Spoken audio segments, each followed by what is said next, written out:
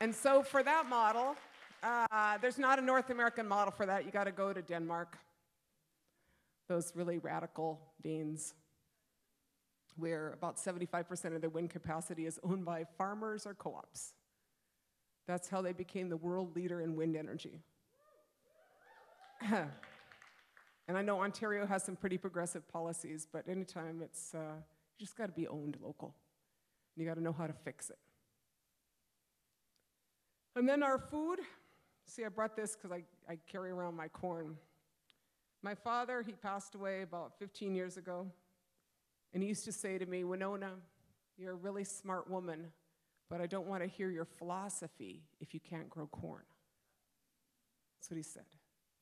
He wasn't a highly educated man. He went to school to 8th grade, but he was highly educated as an Indigenous person. And that's what he told me. And because I wasn't so smart, it took me a long time to figure out what he meant. But I'm a corn grower. I grew this corn. This is a corn variety that's called Manitoba White Flint. This is grown about 100 miles north of Winnipeg.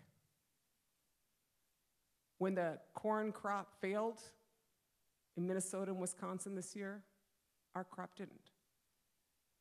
When the sear winds came through and blew over Monsanto's Roundup Ready corn, our corn stayed.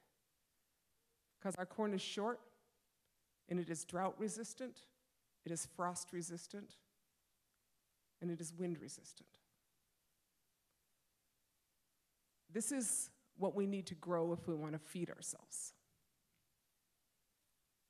And it doesn't get shipped from a different country, it gets grown here. That is something that come from this continent.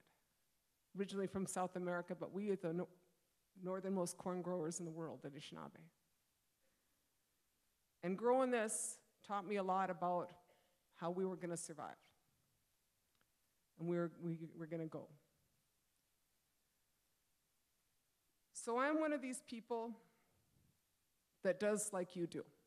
I fight a lot of bad guys, but I also try to do the right thing at home and relocalize my food system, not just by growing anything, but by growing things that are from here.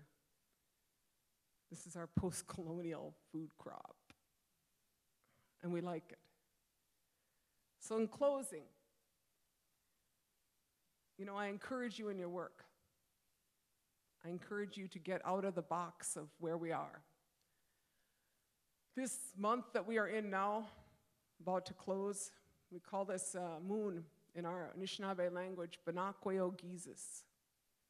Means leaves falling moon. Gashkadno Gizis is the one that follows that. Freezing moon. Manadu Gizis Soons, Gishi Manadu Gizis, Name Bena Gizis, Sanabana Gizis, hard-crusted snow moon, maple syruping moon, Wabagana Gizis, Odamina Gizis, Mean Gizis, blueberry moon, Minominake Gizis, wild rice making moon, Watibaga, leaves changing. Why'd I tell you those? Thought you might like to hear my language. But I also wanted to see if you noticed that none of those moons is named after a Roman emperor. Can have an entire worldview. It's not based on empire, and it's okay. Can that go?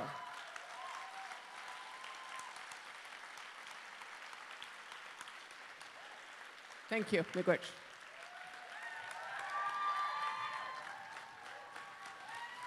T-shirt.